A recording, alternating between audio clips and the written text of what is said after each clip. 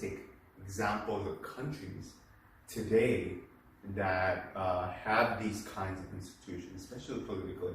So communism, socialism, and capitalism. And I'm going to talk about these states and these countries who agree on these rules, agree on the system of law, system of government, to show you what I mean by this kind of sociological institutions. And also I'm going to look to history about these governments such as fascism. I'm going to look into briefly how that came about in that historical era. So it'll be a lot. I'll be looking into history and contemporary history as well. So this will be a fun way of knowing what we will be able to talk about. Today we come to institutional sociology in the part one, and I did in part one, and I said primary sociological institutions is primary things. They constitute about 4 or 5 major sociological institutions. Some say there are 4, some say there are 5, some say there are a lot more. So scholars disagree on these primary building blocks or institutions. But for the sake of the lecture today, we will go with 4. To simplify things, I'm going to go with 4 approach. I'll take this 4 pillar approach. Some say there's 5 pillars, some say there's more than 5, there's 8, things like that. But just to simplify again, I'm just going to go with 4. So in this 4 pillar approach, there are 4 foundational factors of sociological institutions. They are family, religion, education, and government. Let me say that again. Family, religion, education, and government. These are the 4 foundational pillars of sociological institutions. So all institutions are built primarily on these 4 foundational areas.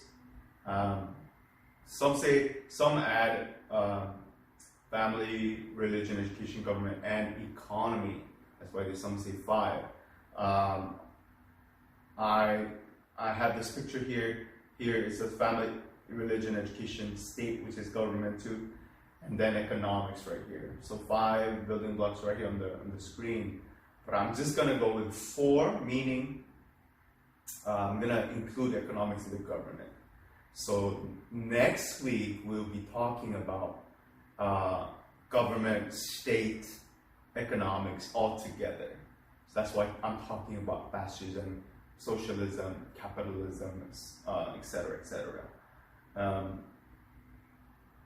Yes, and these institutions play a vital role in somehow it unites these societies together. And in these social institutions, in these founding blocks, each have a role to play. So I'm going to talk about family and marriage in the later lectures, and probably one of the last 3 or last 2 lectures, I'm going to really dig deep into the family and marriage, because I believe is the foundational, even Christian, in Christian perspective, is foundational sociological institution. But today, for the sake of today, we'll talk about religion and government. Religion and government. In these roles, these institutions have a role to play. And I'm going to define institution before we go into church and state, religion, and politics. religion and government. I want to define an institution. An institution is a system of organizing standardized patterns of social behavior. Let me say that again. An institution is a system for organizing standardized patterns of social behavior. So in other words, basically an institution is a group that consists of people, and an institution consists of actions. Does that make sense? A group it consists of people, and an institution consists of these actions. So institutional sociology is a study of society in that institution. So other institutions, they can include such the following. I didn't mention here, so some say there's more, there's 8 or 10, but they include law, politics, economics, science, medicine, military, and mass media. They say these are also important institutions as well. Again, for the sake of this lecture, to simplify things, I've made it so that we talk about 4 of them. And I'm going to dig deeper into 2 today. Religion and government. Religion has a very important role. Religion is very interesting in that Karl Marx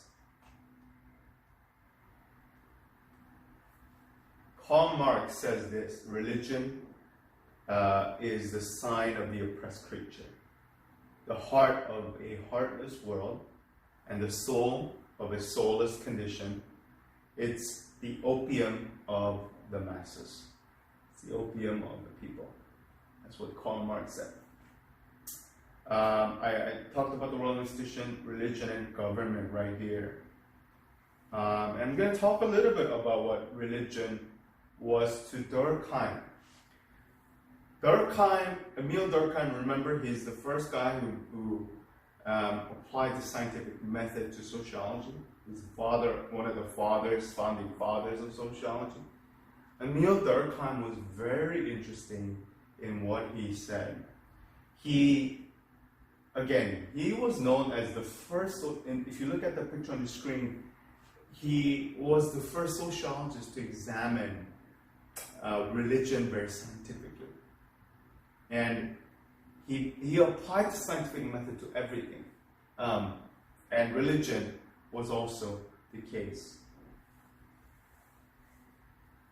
He concluded, after he applied the scientific method again to religion, that every religion in every society separates the sacred from the profane, sacred from the profane. That was his conclusion from his scientific approach.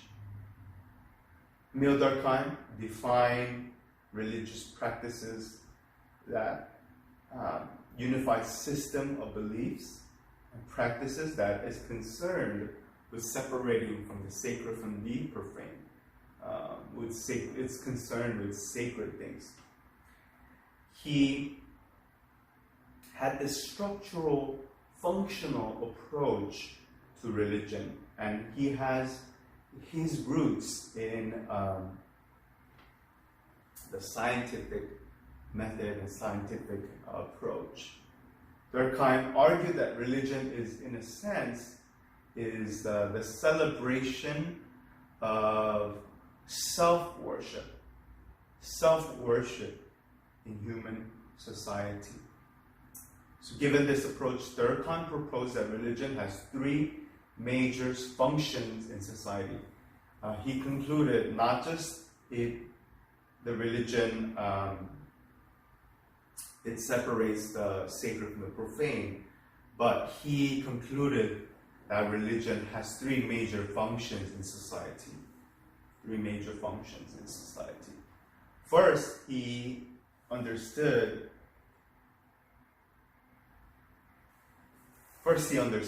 that religion provides social cohesion to help maintain solidarity through shared rituals and beliefs. Emil Durkheim proposed in one of his first three major functions. In number one, he said it provides social cohesion. It bonds people together and brings people into this cohesive unit to help maintain social solidarity through shared rituals and beliefs. In religions, they have rituals, they have beliefs. That's why in Christianity, they have a creed. In Christianity, they participate in communion together, shared ritual. Baptism, shared ritual. Islam, they fast together for a month. In the month of Ramadan, it's a shared ritual. They pray 5 times a day, shared ritual. They have ritual ablutions. They share a ritual. In Judaism, they pray. They have a Shabbat, shared ritual. Any religion in the world, they have a shared ritual. And Emil Durkheim concluded that these shared rituals and also beliefs and creeds, right? Christianity has a lot of creeds that have shared belief, that basically constitute these shared beliefs. Emil Durkheim concluded that these religion, they tell us about these rituals and shared beliefs. Secondly, Emil Durkheim proposed that religion imposes social control to enforce religious-based morals and norms to help maintain conformity and control in society. So in order to have conformity and have control in society, Emil Durkheim proposed that religion uses social control. So not only religion gives moral values, but it basically socially controls the masses, socially controls the society. Thirdly and lastly, Emil Durkheim proposed that religion has this major function. Religion offers meaning and purpose to answer any existential questions. So if you have any existential question, philosophical question, where am I? What am I doing here? Who am I? Where am I going? All these questions are answered by religion. Emil Durkheim placed himself in the positivist tradition, meaning that he thought of his study of society as dispassionate and scientific. So he was deeply interested in the problem of what held complex modern societies together. So he looked at a society, he saw a modern complex society, and he started wondering, hey, how does this modern complex society hold together? What are some factors that unite and have this kind of cohesive cohesive factor or function? What are these adherent natures where people adhere to certain values and morals and philosophy? He was concerned about that. So he was deeply interested in what held complex modern societies together. So Emil Durkheim said that religion, he argued, was an expression of social cohesion. Emil Durkheim, the father of sociology, modern sociology, one of the fathers, 7 fathers, he applied the scientific, first guy to apply the scientific method. After he also applied scientific method to religion. In his study of religion, he concluded and he argued that religion was an expression of social cohesion. Social cohesion. Religion for Durkheim was not imaginary.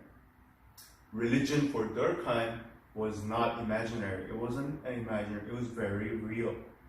It wasn't an imagination. It wasn't a figment of imagination, which is very interesting for a 18th, 19th century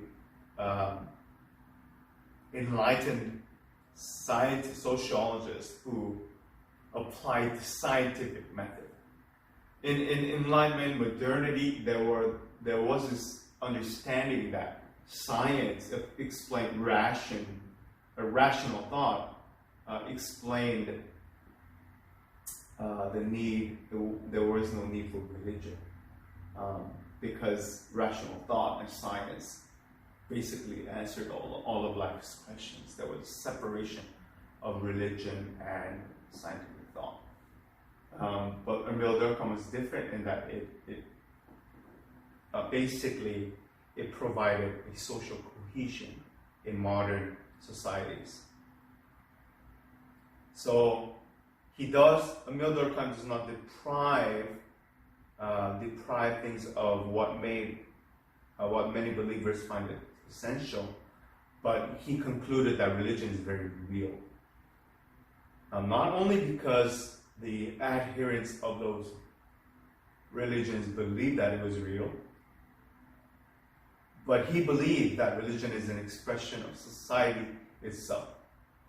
And thus it was real. And indeed, he concluded, this is very interesting, that there is no society in this world that does not have a religion. There is no society in this world that does not have a religion. And this was perhaps before communism and socialism, before the Bolshevik Revolution, or maybe around the time of the Bolshevik Revolution. So there could be counter arguments saying that, hey, wait, isn't communism, socialism, political ideology, and also almost a controlling ideology that does not allow for religion? Isn't that? Because if you think about it, all other cultures have a religion, societies have a religion, and the counter argument could be made saying that, well, communism basically is the idea that there is no need for religion, right? Even Karl Marx said religion is a sign of the oppressed people, and therefore there should be a upheaval of that kind of societal control. But another case can be made that socialism, communism itself is a religion, and that it controls. If you look at totalitarian communist states like North Korea, they have made this personality cult that is almost a religion to participate in this political ideology. So we perceive as individuals that there is no society that does not have a religion. So Emile Durkheim concluded there is no society that does not have a religion. So religion meaning the expression of a cohesive society. We perceive as individuals a force greater than ourselves and give that perception a supernatural face. Then we express ourselves religiously in groups, which for Durkheim makes the symbolic power even greater than that. So for Durkheim, religion is an expression of our collective consciousness. Collective consciousness. So Emile Durkheim concluded religion is an expression of our collective consciousness. And he believed the fusion of all of our individual consciousness. Again, religion is an expression of our collective consciousness. So he believed also, which is that it's the fusion of all our individual consciousness, which then creates a reality of its own. Because religion is an expression of our collective consciousness, which is a fusion of all our individual consciousness. So it basically, religion, therefore, is a reality of its own. So then it follows, in less complex societies, such as Australian Aborigines, this is what Durkheim says, they have a less complex religious system. They involve totems associated with particular clans. So Emile Durkheim concluded that the more complex a particular society is, the more complex the religious system is. So as societies come in contact with other societies, there is a tendency for religious systems to emphasize universalism to a greater extent. So, however, a division of labor makes individuals seem more important. So, in these societies that have more focus on the individual, religious systems include an increasing focus on the individual's salvation and conscience. So more complex societies have complex religions, and more individual-focused society has a focus on individual repentance and salvation.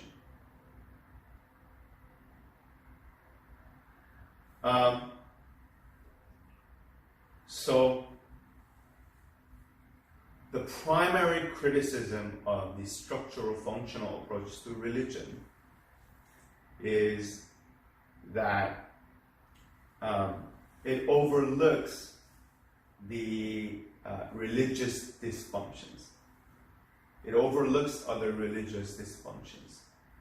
For instance, religion can be used to justify terrorism and violence. If we see today in this world, if you look at fundamental religions, not just Islam, but fundamental religions, if you look at jihad, Islam that have jihad is supposed to be a struggle. But if you look at radical jihadists, if you look at radical Christian militant groups, you look at radical struggle between Islam, Hindu in the India and Bangladesh, Pakistan area. If you look at radical conflicts between social minorities in communist China, if you look at these religious, even political struggles, the argument can be made that dysfunctions of religion, for instance, religions, it can be used to justify and morally argue for a violence, terrorism.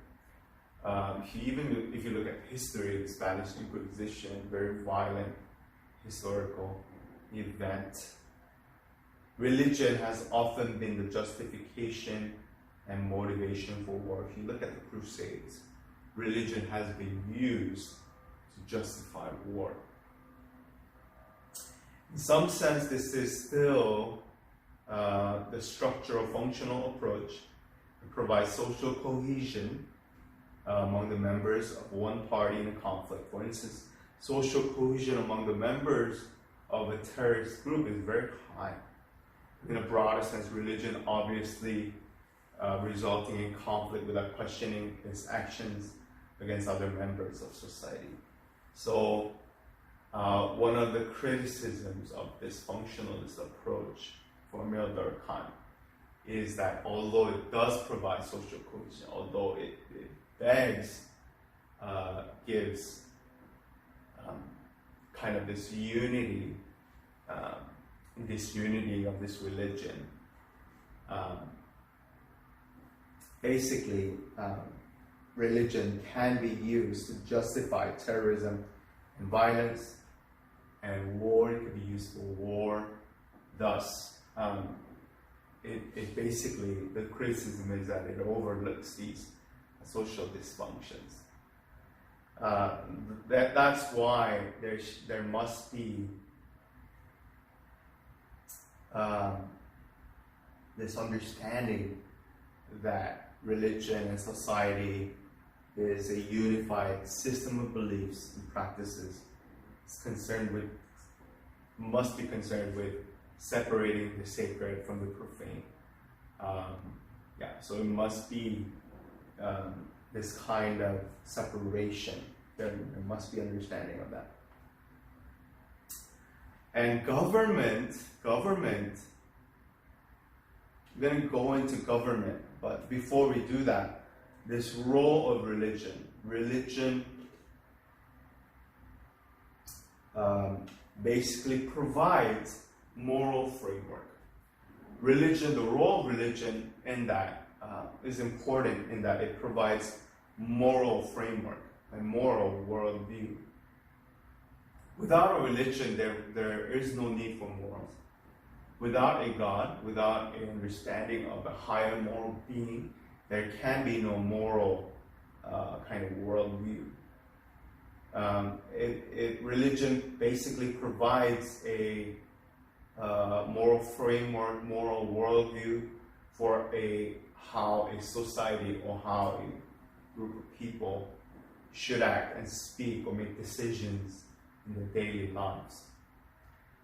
Without morals, it's difficult to explain why people do things. There is no need for ethics.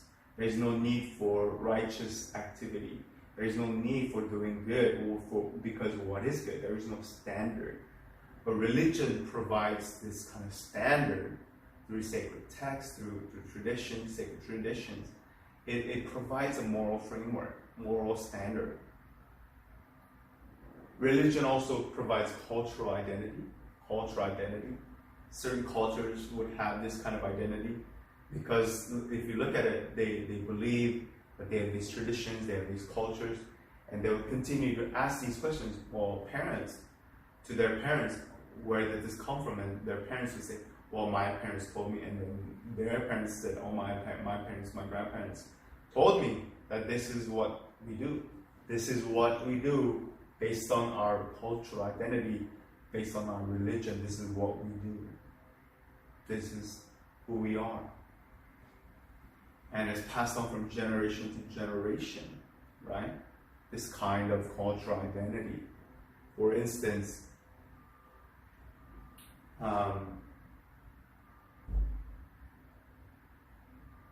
this honoring of the father, this heavy focus on the patriarchy, Confucianism.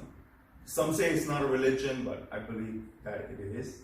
In a sense, it provides social cohesion. It's an example of cultural identity in that if you look at policies that have come out from these patriarchal cultures. If you look at other cultural identities, maybe China, Korea, these are very heavily Confucianist influenced countries and nations. They have a focus and not a focus, but they have a cultural identity that focuses on male-dominated societies, male-dominated policies. So these instances are interesting in that these framework, these ideas, such as cultural identity, religion provides cultural identity. These arguments can be made. Also, religion provides values and ethics. These values, these ethics, these moral, without religion, it's very hard to have values and ethics. That's why, ethically speaking,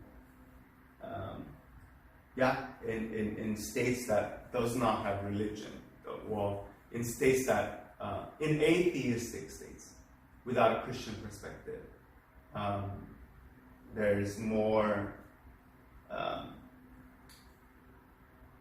There are societies that have issues with ethics and morals. Also, it provides a spiritual connection.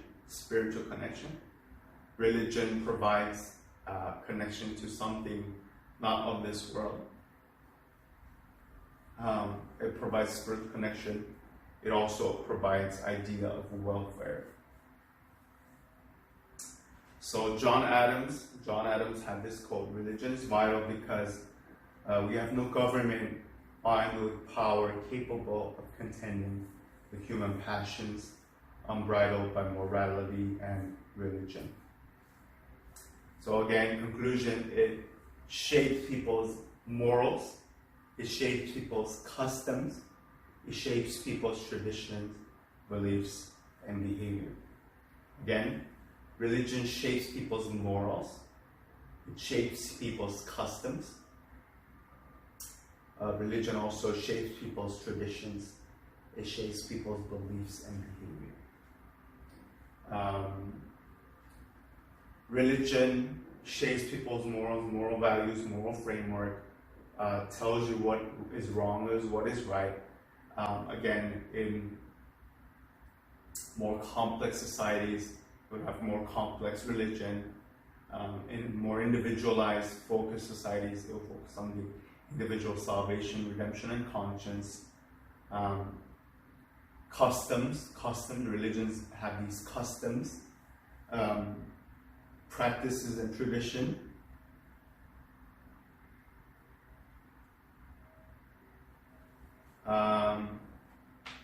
Customs and traditions, religions will pass down from generation to one generation to the next, of these traditions, customs, beliefs, and behavior.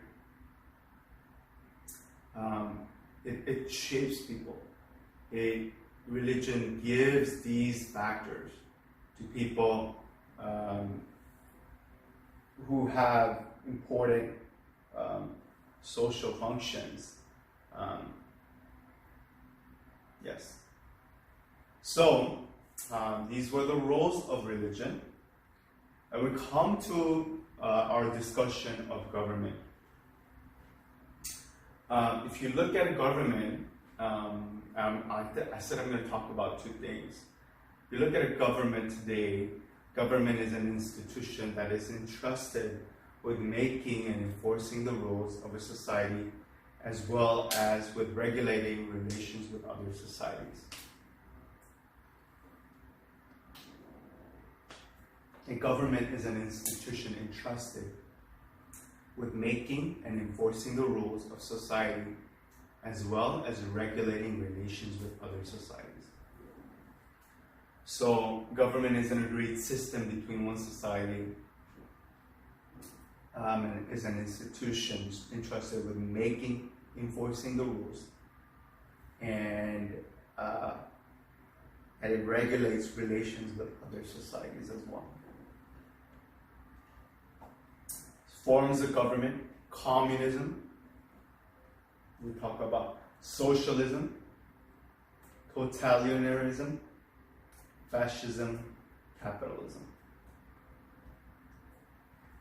These are the 5 systems of government that I will be talking about. I will go into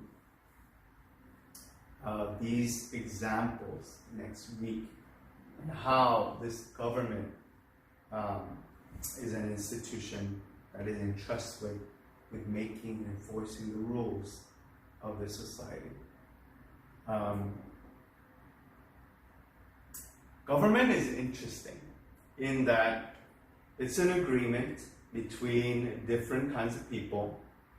Government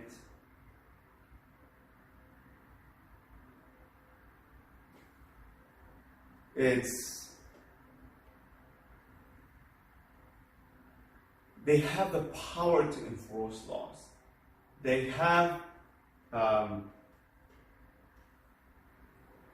we believe in there's, in the American democratic institutional government, we believe in the three branches, and we believe there are about state and local governments as well. So there's about 5 levels of government: state, local, and then federal, 3 branches. So there is a state government, there is a local government, there's a state government. So each state is run. And in the American system of government, democratic system, there's 3 branches: the judicial branch, the executive branch, the legislative branch. Legislative branch is Congress, comprised of House of Representatives and the Senate. And in the legislative branch, the Supreme Court, justices are appointed by the executive branch, the president. President appoints the justices. Executive branch is checked by Congress. So there are a system of checks and balances so that these 3 branches, not one of them will overpower the other. So, yes, these are the branches of government in the American system. Government is interesting is in that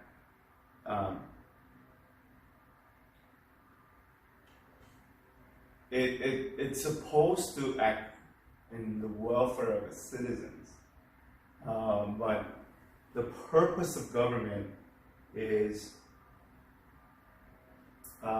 summarized in the Declaration of Independence, and a Declaration of Independence and the Constitution of the United States.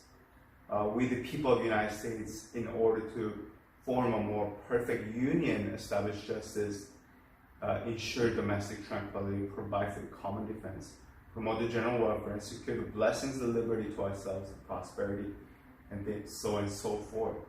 So government, in simple words, is a group of people that have the rule in a territory, certain territory, according to the administrative law, and the territory may be country or state or province. Governments makes laws, rules, regulations to collect taxes and print money. They have all these kinds of power. Governments also have systems of justice, again, judicial branch, that act as activities that are against the law, that list these kinds of acts and activities against the law, describe punishments for breaking the law, they enforce the law. So in order to enforce it, government must have police. They must have a police force to make sure these people follow the rules and they enforce the laws. Governments also have diplomats who communicate with the governments of other countries. Diplomats, basically, this is foreign policy. They communicate with diplomats and governments from other countries by having these summits, meetings. We had the G7 recently. These are diplomats work there. Diplomats try to solve problems or disagreements between 2 nations, which can help countries to avoid war, make commercial agreements, trade agreements, free trade agreements, exchange cultural, social experiences, and knowledge. Also, governments have a military force. As you know, our president is also our commander-in-chief, meaning he has the highest military authority. Governments have a military force, such as the army, that protects the country from other invaders, threats that attack can be used to attack and invade other countries. Army can be used to invade other countries. The leader of the government may have advisors, ministers, to various departments. Together, they call the administration of government.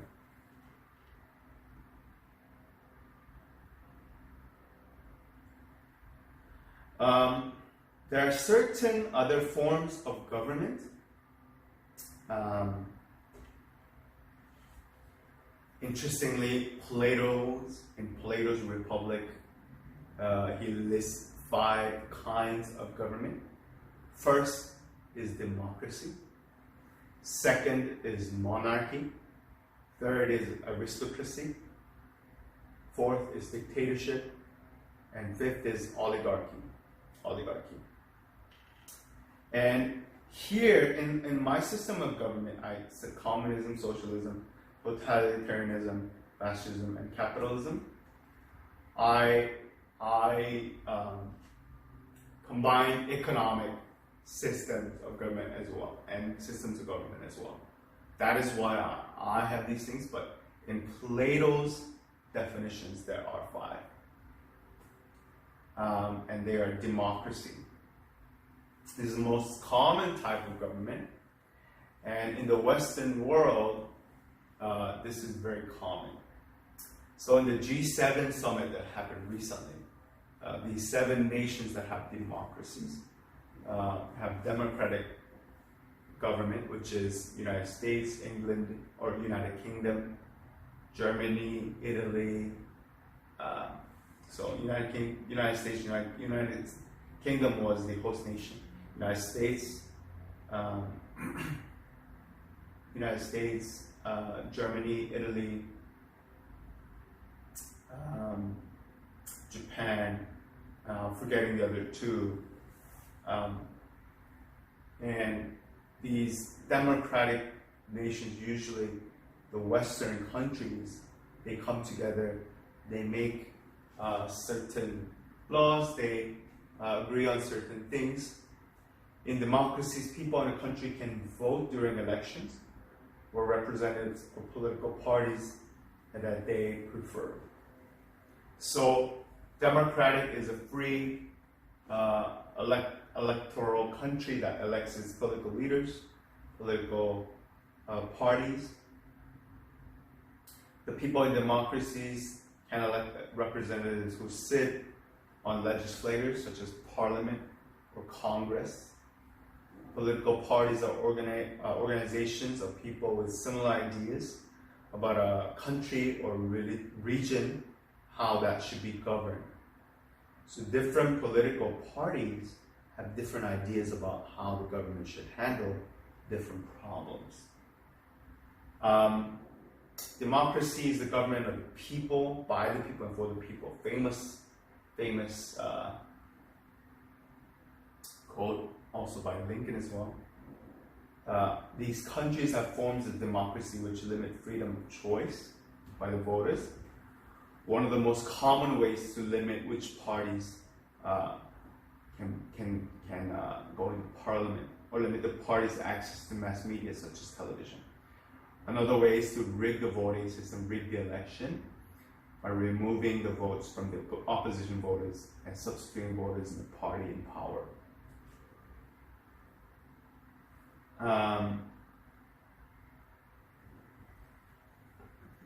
Democratic governments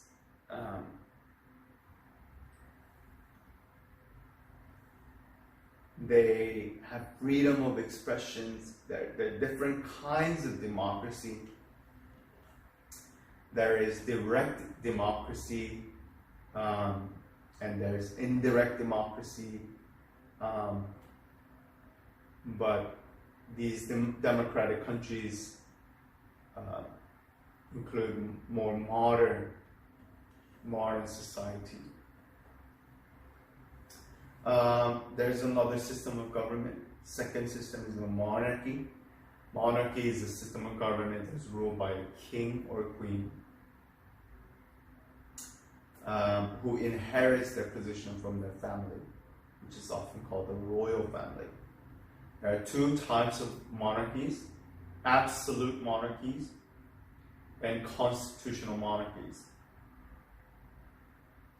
So United Kingdom is one of the oldest constitutional monarchies. In a constitutional monarchy, rulers' power is limited by a document called the Constitution. Absolute monarchies do not have that. In modern times, again, monarchies still exist in Great Britain and the Commonwealth. the Netherlands, Spain, Japan, Saudi Arabia, and Thailand, among several other countries. So these monarchs have one of several titles: king or queen, emperor or empress. Yes. And monarchy is the second type of government proposed by Plato in his Republic. Aristocracy is a form of government run by the people of a ruling class. Ruling class. Usually people who come from wealthy families, families with a set of values, people who come from a particular place. A person who rules in an aristocracy is an aristocrat. Aristocracy is different from nobility. Nobility means one bloodline would rule. Aristocracy would mean few or many bloodlines would rule. That rulers may be chosen in a different manner. So there's a difference between nobles and aristocracy. Like aristocratic government. That's the third type of government. Fourth type is a dictatorship. In a dictatorship, government is run by one dictator, one leader that has all the power over the people in a country. One of the most common examples of a dictatorship, the Roman Republic made dictators to lead during times of war. Roman dictators and Greek tyrants were not always cruel or unkind, but they did hold on to power all by themselves. Rather than sharing power with people, Roman dictators only held power for a short period of time. In modern times, dictators' rule is not stopped by any laws, constitutions, or any other social political institution. They can last many years or even decades. After World War II, many governments were made in Latin America, Asia, Africa, were ruled by dictators. Examples of dictators include Joseph Stalin, Adolf Hitler, Augusto Pinochet, Idi Amin, Muammar al-Qaddafi, and Gamal Abdel Nasser. These from Egypt. So these dictators continued when they took power until they died, because they would not allow any other person to rule or any other law to rule instead take power from them. In the modern time, there is no evidence of a woman, female dictator in modern times. Only male. Oligarchy is a government ruled by a small group of powerful people. These people may spread power equally or not equally. More so, different version of monarchy. While everyone makes decisions together instead of one person making them or telling people what to do, such as dictatorship. And oligarchy is different from a true democracy because very few people are given the chance to change things.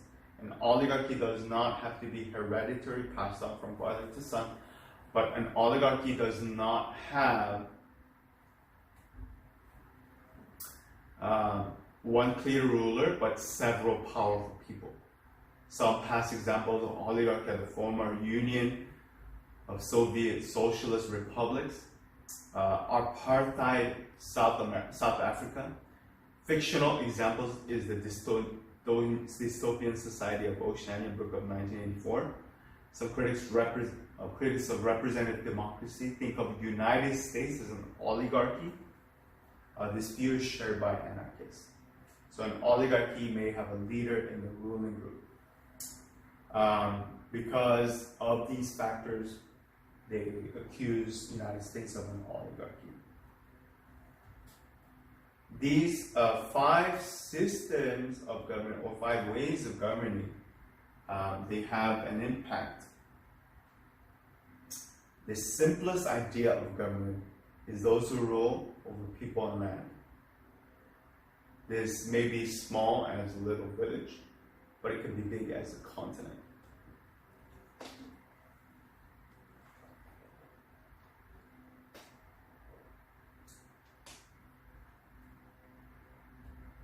Almost every place on earth is connected to one and only form of government. Places without a government are where people follow traditions instead of government. So these kinds of government impose these kinds of laws to hold and fuse people together, right? There are many theories of how to run the government, and these are theories of politics.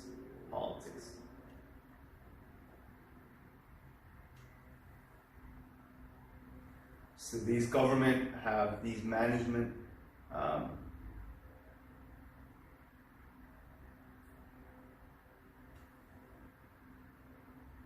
ideas. The Greek philosopher Aristotle wrote that humans are political animals. So government political influences are great. And Greek philosopher Aristotle wrote that humans are political animal, and that ethics and politics are closely linked.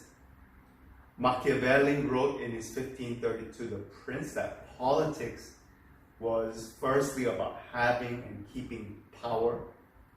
So again, systems of government and politics, they are systems put in place to keep a certain body or group in power.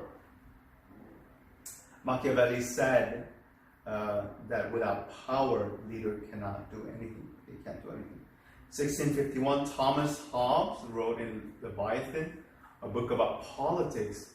Hobbes wrote that people living in groups often give up some of their rights in exchange for some protections under government.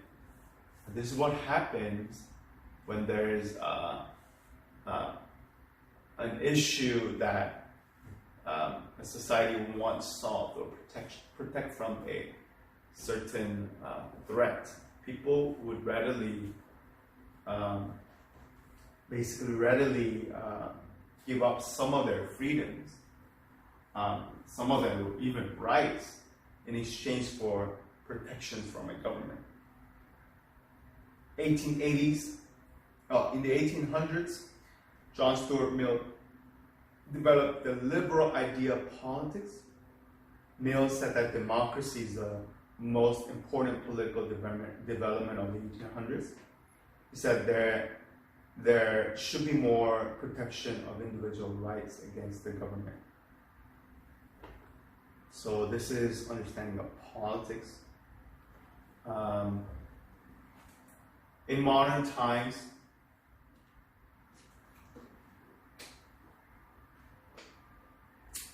there's a lot more need for diplomacy, where other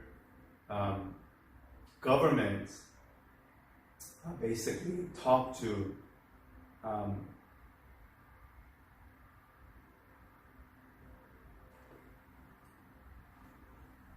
each other to solve problems and hopefully come to a diplomatic solution.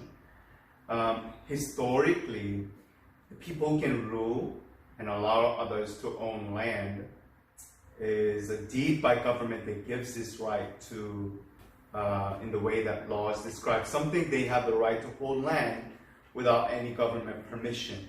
So this is called libertarianism. We can hold land without government's permission.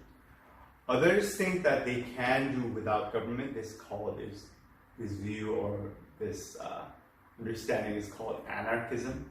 Just do away with government. But almost every place on earth has to do with the government. So places without government where people follow traditions instead of government. I said so. These are small border disputed areas in the continent of maybe Antarctica, because not much people live there. But every other place on earth, there's a government that claims to have control. Governments of village, cities, counties, and communities They are subordinate to government of state and federal government. Historically, kings and feudalist societies, the modern governments, nation states came from that society. The capital of a country, for instance, is where king kept assets historically. From this, we get the modern idea of capital in economics. Government may regulate trade as well as rule over the land. Governments also control people and decide things about morality, to accept or punish. In many countries, there are strict rules, which are part of the laws, and offenders are punished for disobeying these laws. Government also taxes people. Taxes also, government is paid for in most countries. Tax is the main revenue for the government. Tax is people buy, sell, import, invest, own a house or land, even money are made to pay some of the money to a government. These are many theories of how to organize government better. These are theories of civics. Many people think leaders must be elected by some kind of democracy so that they can be replaced in election. So the Constitution, state law, legalized political economy, local government, justice system.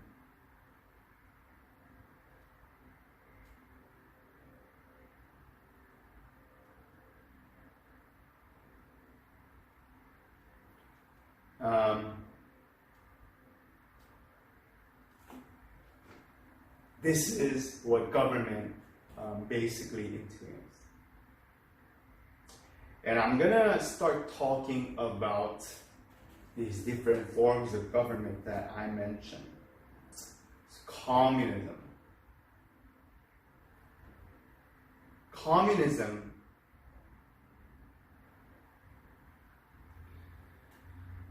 is a political theory derived from Karl Marx. Communism, it advocates the class, it incites class war. So it leads to a society in which property is publicly owned and each person works and is paid according to their abilities and needs.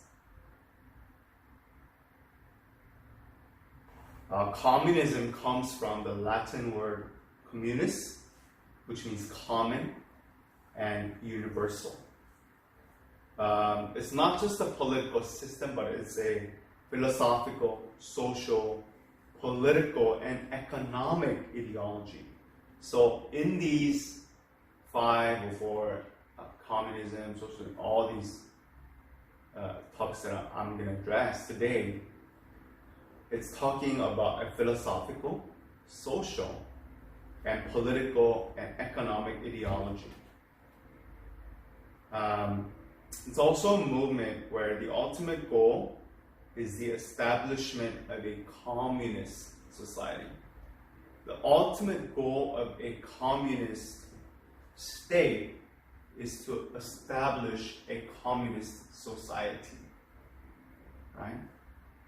Namely, a socio-economic order structured upon the ideas of common ownership, means of production, and the absence of social classes, money, and the state. Such as communism is a specific form of socialism. We'll talk about socialism later.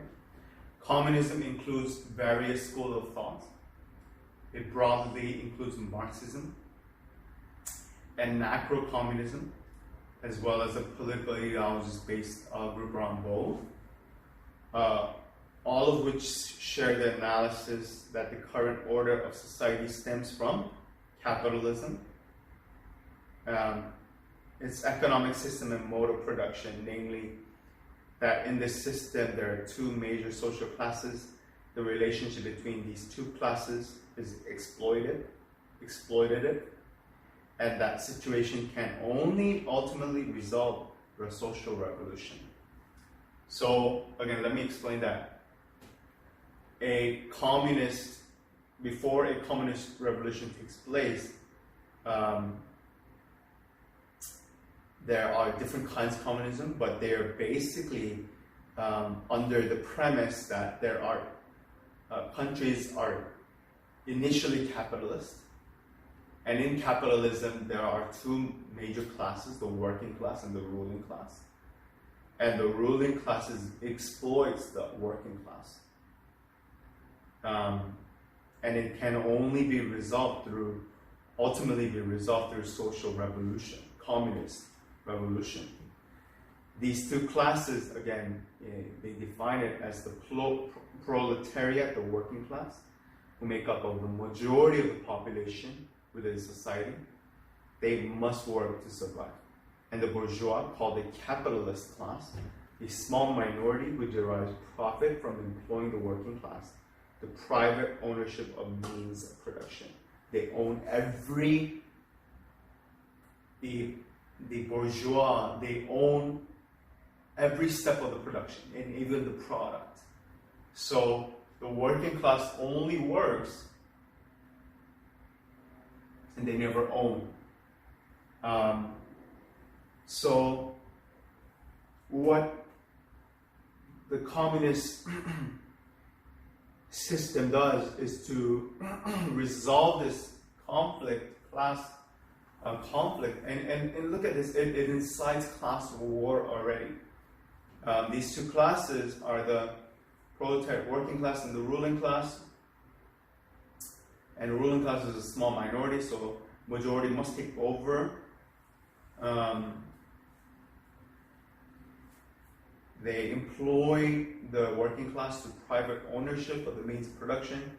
So according to this analysis, a revolution would put the working class in power and in turn establish social ownership of the means of production, so that this means of production again can be divided equally among the society.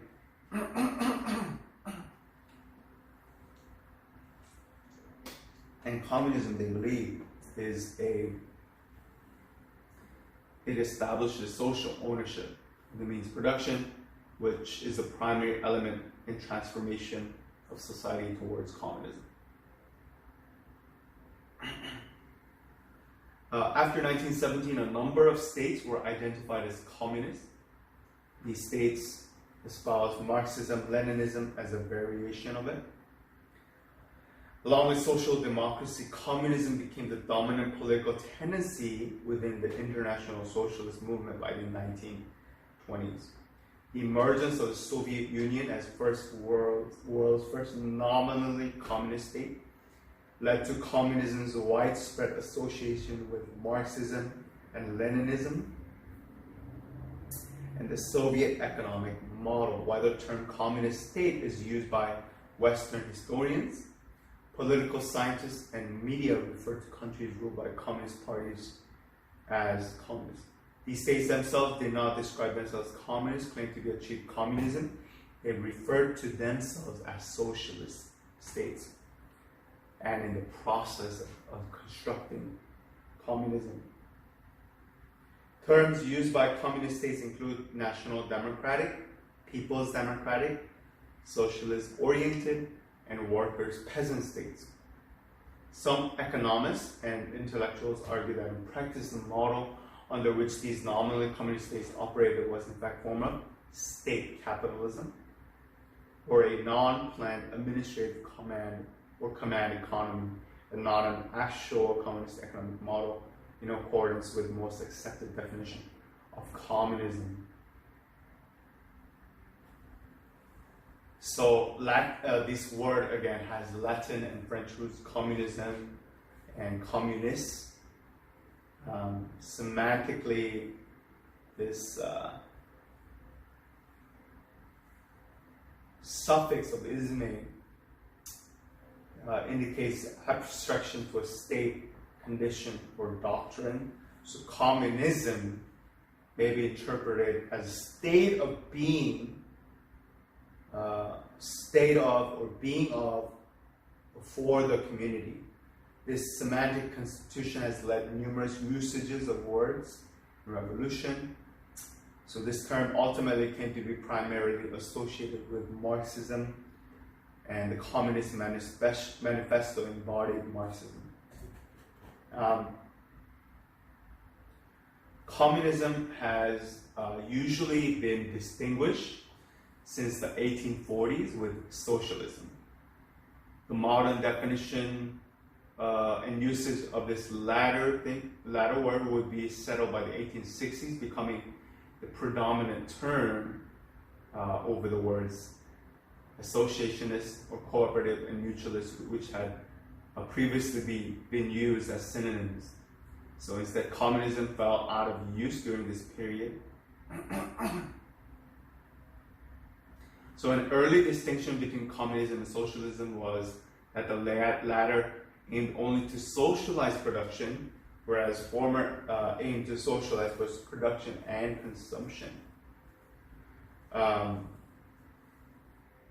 1888, Marxists employed socialism in place of communism, which had come to be considered old-fashioned synonym for the former. It was not until 1917, with the Bolshevik Revolution, that socialism came to refer to a distinct stage between capitalism and communism, introduced by Lenin as a means to defend Bolshevik seize of power against traditional Marxist criticism that Russia and Russia's productive force was not sufficiently developed for socialist revolution. So this distinction between communist and socialist as descriptors of political ideologies arose in 1918 after the Russian Social Democratic Labor Party. It renamed itself to the All-Russian Communist Party, where communists came to specifically refer to socialists who supported the politics and theories of Bolshevism, Leninism, and later in the 1920s, Marxism and Leninism. Although communist parties continued to describe themselves as socialists, dedicated to socialism, both communism and socialism eventually accorded to the cultural attitude and adherence of opponents toward religion. So in Christian Europe, communism was believed to be the atheist way of life. In Protestant England, the word communism was too phonetically similar to the Roman Catholic communion rite. Hence, English atheists denoted themselves as socialists. Frederick Engels argued that in 1848, at the time when Communist Manifesto was first published, he said socialism was respectable on the continent while communism was not. The Owenites in England and other religious minorities were considered respectable socialists, which while the working class movements that proclaimed the necessity of total social change denoted themselves as communists. So this is the difference between socialists and communists. Early communism, and just going to briefly talk about history of communism. According to Richard Pipes, the idea of classless egalitarian society first emerged in ancient Greece. So they're saying it's not a new idea. 5th century Mazdak movement in Persia, modern day Iran has been described as communistic for challenging the more enormous privileges of the normal class and the clergy, for criticizing the institution of private property, and for striving to create an egalitarian society. At one time or another, various small communist societies existed, generally under the inspiration of scripture, the medieval church, and some monastic countries such as religious orders shared land and their other properties. They believe these religious institutions actually were communist. These communists, that's why I make the point of being communism and socialism as somewhat of a religious idea. Communist thought has also been traced back to works of the 16th century English writer Thomas More. In his 1516 treatise of Utopia, More portrayed society based on common ownership of property, whose rulers administered through the application of reason. In the 17th century, communist thought surfaced in England, where a Puritan religious group known as the Diggers associated and advocated the abolition of a private ownership of land. In 1895, Cromwell and communism. Edward Bernstein argued several groups during the English Civil War, especially the Diggers, espoused clear communistic agrarian ideas. Oliver Cromwell's attitude toward these groups were at best ambivalent and often hostile. Criticism of the idea of private property continued to the Age of Enlightenment of the 18th century through thinkers such as Jean Meslier and Morley and Mobley and Rousseau in France. During upheaval of the French Revolution, communism emerged as a political doctrine under the auspices of Berton, and Beaufort, which can, according to Billington, be considered as progenitors of modern communism. In the early 19th century, various social reformers founded communities based on common ownership. Unlike many previous communist countries, they replaced religious emphasis with a rational philanthropic basis. Robert Owen, who founded New Harmony, Indiana in 1825, Charles Fourier, whose followers organized other settlements in the United States, such as Brook Farm, 1841. His modern form, communism, grew out of the social movement in 19th century Europe as the Industrial Revolution advanced. Socialist critics blamed capitalism for the misery of the proletariat, a new class of urban factory workers who labored under often hazardous conditions. Foremost among these critics were Karl Marx and his associate Frederick Engels. In 1848, Marx and Engels offered a new definition of communism, popularized their term in a famous pamphlet, the Communist Manifesto. The 1917 October Revolution in Russia set the conditions for the rise to state power of Vladimir Lenin's Bolsheviks, which saw the rise of the first time any avowedly communist party reached that kind of position.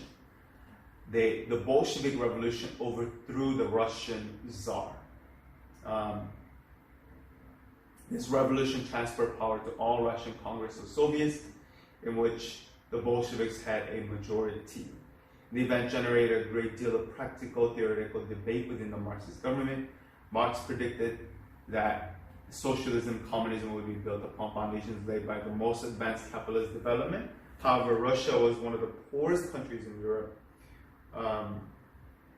with an enormous, largely illiterate peasantry and the minority of industrial workers. So Marx had explicitly stated that Russia might be able to skip the stage of bourgeois rule. The moderate Mensheviks, the minority, opposed to Lenin's Bolsheviks, the majority. This plan for socialist revolution before capitalism was more fully developed. The Bolsheviks' successful rise to power was based on the slogans such as peace, bread, and land, which tapped into the massive public desire for an end to Russian involvement in World War I. The peasants' demand for land reform and popular support for Soviets, this all played a part in the rise of Bolsheviks. The Soviet Union was established in 1922. According to Lenin's democratic centralism, the Leninist parties were organized in a hierarchical basis with active cells of members as a broad base. They were made up of only elite cadres, proved by higher members of the party as being reliable and completely subject to the party discipline.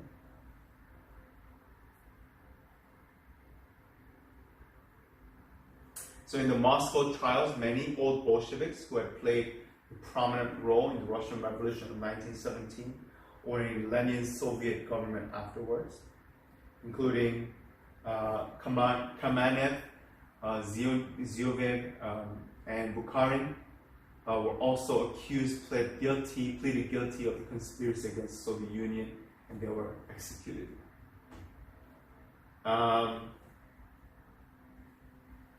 Soviet Union, after World War II, it emerged as an industrialized superpower with strong influence in Eastern Europe and parts of Asia.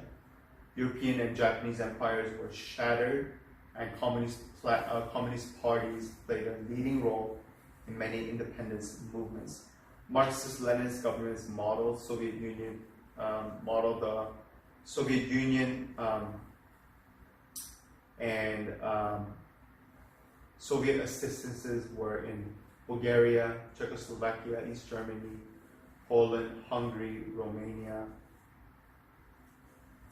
A Marxist-Leninist government was also created under Tito in Yugoslavia, but Tito's independent policies led to the expulsion of Yugoslavia from the Comintern, which had replaced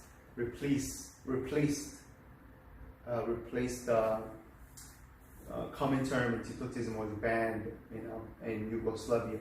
Albania also became independent Marxist-Leninist state after World War II, and communism was seen as a rival and threat to Western capitalism for most of the 20th century. Thus began the Cold War era. But ultimately, the Soviet Union was dissolved on December 26th. It was a result of the declaration in 1991.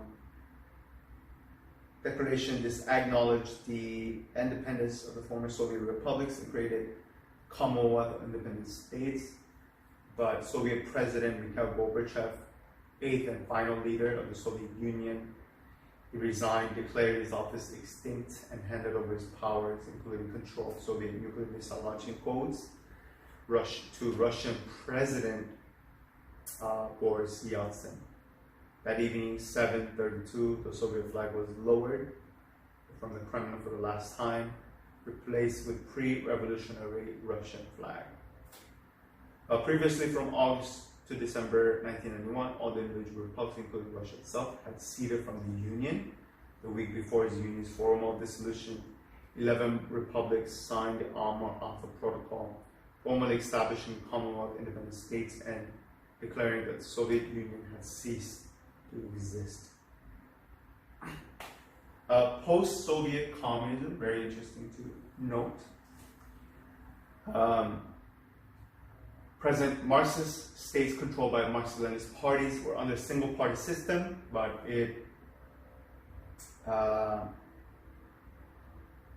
right now, single-party systems include People's Republic of China, Republic of Cuba, Laos, People's Democratic Republic, Socialist Republic of Vietnam, Democratic People's Republic of Korea.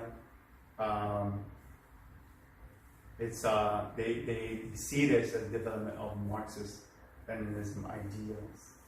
So communist parties or their descendant parties remain politically important in several other countries.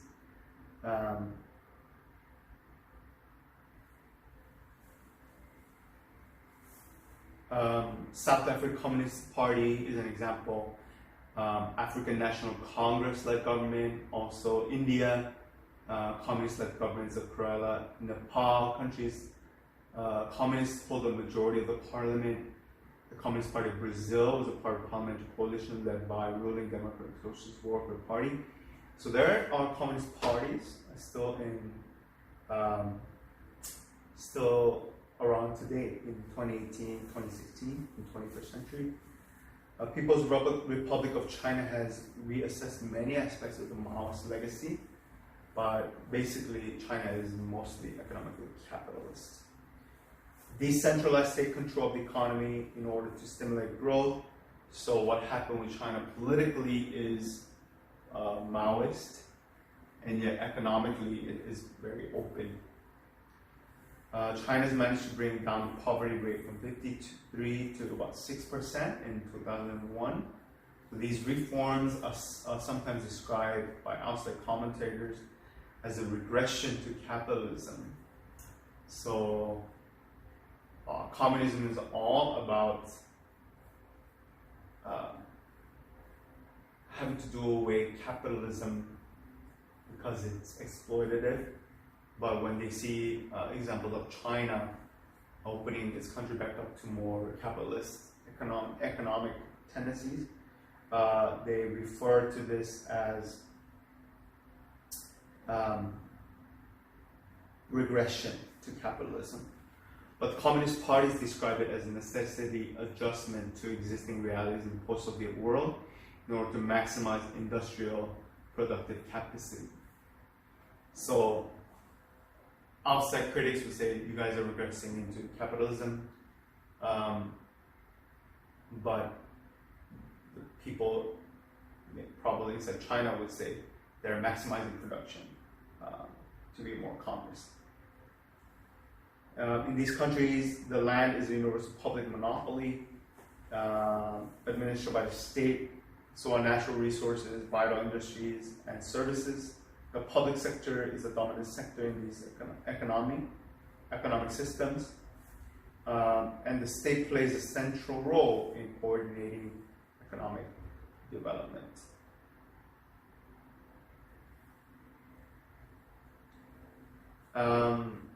So again, this idea and ideology came from Karl Marx and Friedrich Engels.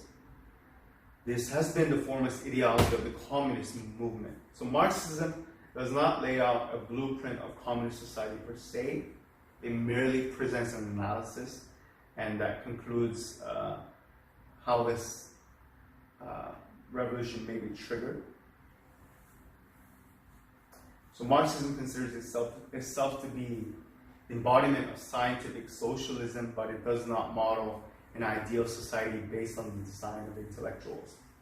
Whereby communism is seen as a state of affairs to be established based on an intelligent design. Rather, it is non-idealist attempt at the understanding of material history and society, whereby communism is the expression of real movement with parameters that are derived from actual life. According to Marxist theory, a class conflict arises in capitalist societies due to contradictions between material interests and the oppressed and the exploited proletariat employed to produce goods and services. Bourgeois, the ruling class, owns the means of production, extracts wealth through appropriation of the surplus product produced by the working class as a form of profit. So class struggle is necessary, revolt is necessary, revolution is necessary for change. That's the basic premise of communism.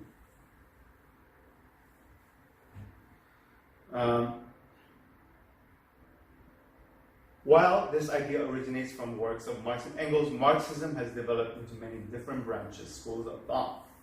Again, different kinds of theories, with the result that there is now no single definitive Marxist theory.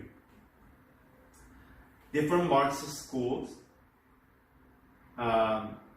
place a different emphasis on certain aspects of Marxism, while rejecting modifying other aspects. Many schools of thought have sought to combine Marxian complex with non-Marxist concepts, which has led them to contradictory conclusions. However, there is a movement right now toward the recognition that historical materialism and dialectical materialism remains the fundamental aspects of Marxist schools of thought. So Marxist-Leninism and its offshoots are the most well-known of these, and they've been a driving force in international relations during most of the 20th century. So not classical Marxism. But what we see today is a variation of Marxism, communism, rather than a classical Marxism or orthodox Marxism.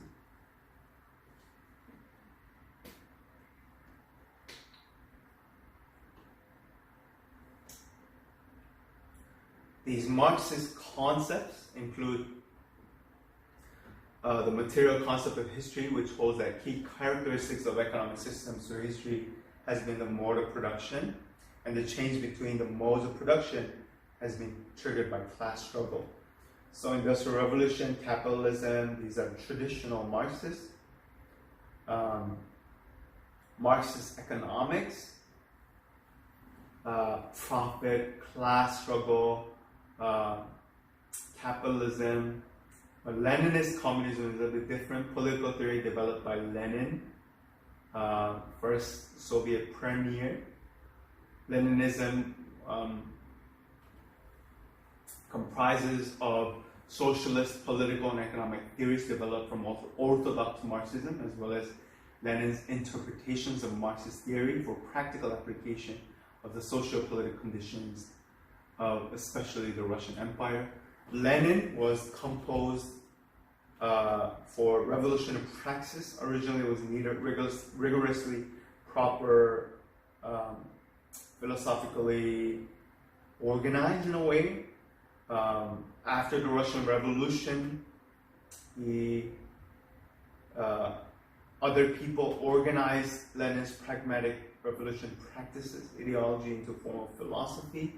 So Leninism was in fact developed later on.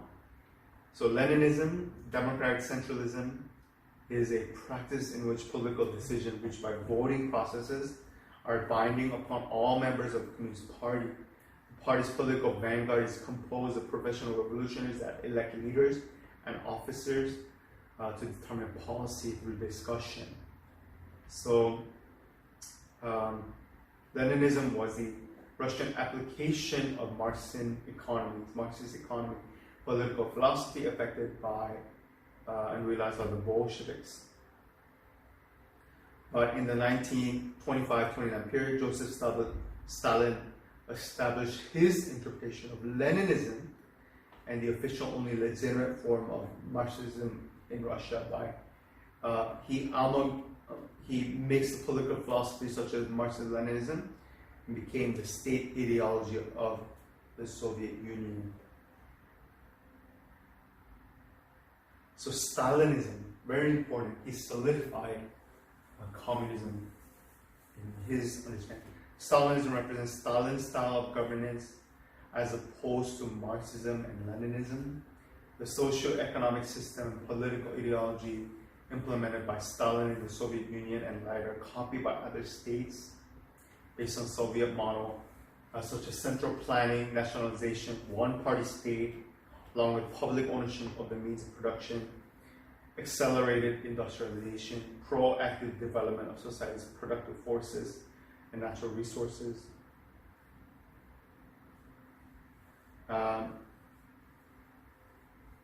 So in his dying, a couple of years before Lenin's death, Lenin warned against the danger of Stalin's personality and urged the Soviet government to replace him.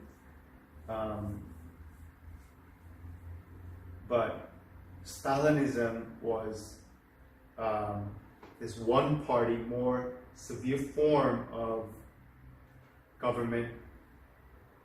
Also, after Stalinism came Maoism, theory defined by teachings of Chinese political leader Mao Zedong. He developed from the 1950s and 1970s. It was widely applied to the guiding of political and military ideology of the Communist Party of China, theory of guiding revolutionary movements around the world. The key difference between Maoism and other forms would be the bulwark of the revolutionary energy, which is led by working class. The synthesis of Marxism, Leninism, and Maoism, which builds upon the two individual theories as a Chinese adaptation of Marxism. Leninism did not occur during the life of Mao. So after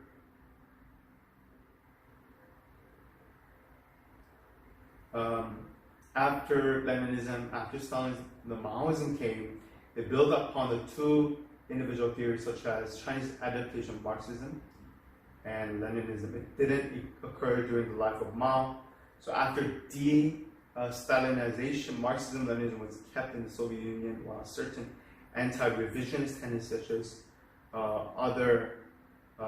Maoism argued that such deviated from the original concept. It's a little bit more purist idea. Maoism is concerned with infusion, synthesis of Marxism, Leninism, and this tendency theory, or world system theory, roots from Maoism. Trotskyism, developed by Leon Trotsky, in opposition to Stalinism. Stalin had a lot of political rivals. One of them was Leon Trotsky. Leon Trotsky was a Marxist-Leninist.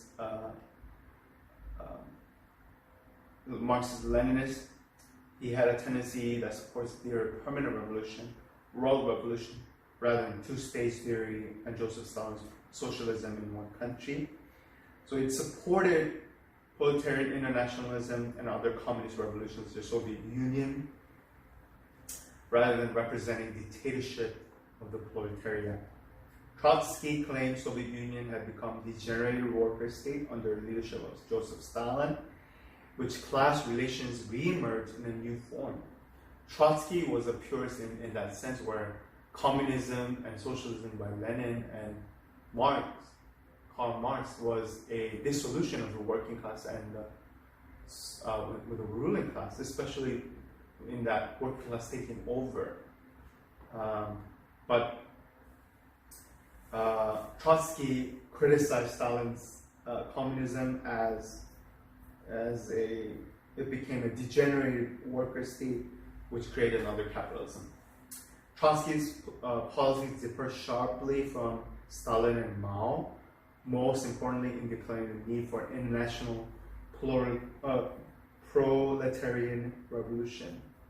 He wanted an international kind of movement rather than socialism in one party, one state. In support for true dictatorship of the proletariat based on democratic principles, Trotsky championed this idea. Struggling against Stalin for power in Soviet Union, Trotsky and his supporters organized into the left opposition, the platform of which became known as Trotskyism. Stalin eventually succeeded in gaining control of the Soviet regime, and Trotskyist attempts to remove Stalin from power resulted in Trotsky's exile. And in exile in 1929, he continued his campaign against Stalin, founding the Fourth International in 1938, Trotsky's rival to the Comintern. Trotsky was assassinated in 1940 in Mexico City upon Stalin's orders. Trotskyist currents include Orthodox Trotskyism, Third Camp, and Neo-Trotskyism. Trotsky is a Trotskyist political theory. A degenerated worker state is a dictatorship of the proletariat, which the working class democratic control of the state has given way to control for a bureaucratic clique. The term was developed by Trotsky in the Revolution, betrayed, in other words. So he criticized Stalinist ideals of Communist Party, Communist rule, saying that it basically was another form of capitalism. Basically, it exploited workers of a lower class. It made another class, which is actually what happened. There's other communism. There was Euro-communism, led by the Italian Communist Party, Spanish, libertarian Marxism, council communism, left communism, non-Marxist communism, very interesting. Christian communism, which is very interesting. Christian communism is a theological, political theory based upon the view that teachings of Jesus Christ compel Christians to support religious communism, an ideal social system as such. Many advocates of Christian communism argue that it was taught by Jesus, practiced by apostles themselves. Some historians somewhat conform it. Christian communism enjoys some support in Russia. For instance, Russian musician Igor Letov was outspoken Christian communist. Communism is the kingdom of God on earth, he said in an interview of 1995. I wouldn't go that far. Communism is a political, economic idea where religion is a little bit different from that. It's not less of a government, it's more a social agreement, a social cohesive unit, as Emil Durkheim said. So today we talked a little bit about religion and government, and I dived into communism. I'm gonna make my way to capitalism. Now I'm gonna make the case for Christian Christian sociology, Christian perspective of sociology. And in this, I want you to know that as we dive into these political systems, government, sociological systems, we need to be clear. We need to have a Christian mindset. I know it's coming. I know the Christian perspective is coming. But patient with me as I go over these governments. We're gonna know that ultimately